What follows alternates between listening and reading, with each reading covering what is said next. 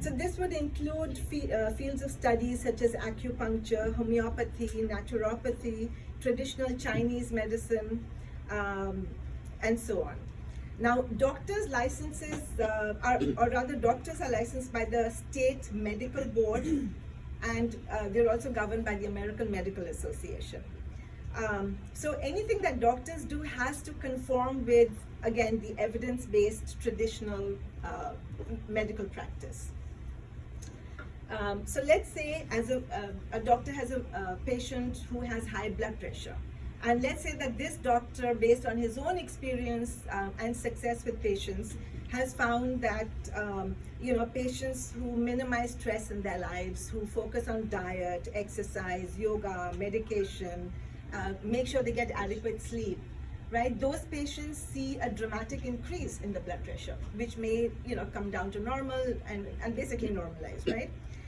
But the doctor is also acutely aware that they're aware of the downside or the dangers of high blood pressure, right? Which could be stroke, cardiovascular disease.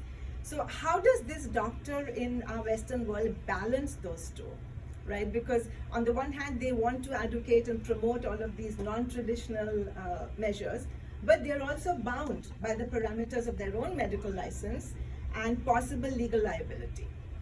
So they have to protect themselves on that front. And there are times that that doctor will have to prescribe medication because the blood pressure may simply be so high that they're not willing to risk the patient's health and life. So for medical doctors, it's a constant balancing act of knowing when the disease or the health situation is something that could be alleviated by lifestyle changes, and when Western medicine and traditional treatment options are what is needed. Now, there are doctors who focus only on traditional approaches to diagnosis, treatment, and prognosis. And then there are medical doctors who are getting more and more interested in developing a holistic approach to healthcare. And they're open to talking about non-traditional treatment modalities, again, like Ayurveda, homeopathy, body talk, and the lifestyle changes that would involve meditation, yoga, exercise, and all of that.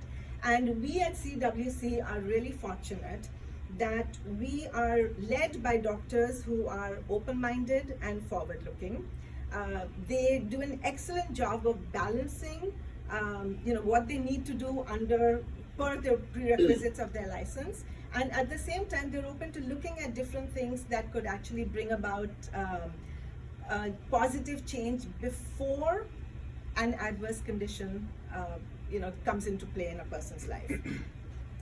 So we have to remember that doctors and healthcare providers are our partners. But at the end of the day, each of us as individuals have to make the right choices for ourselves. With the advent of the internet, easy access to information, each of us can take control of our health and wellness on all levels. And again, physical, emotional, intellectual, social, occupational, spiritual, developing a sense of purpose in our lives, feeling a sense of connection to people and community, so that we all live an empowered life and role in shaping our own wellness destiny.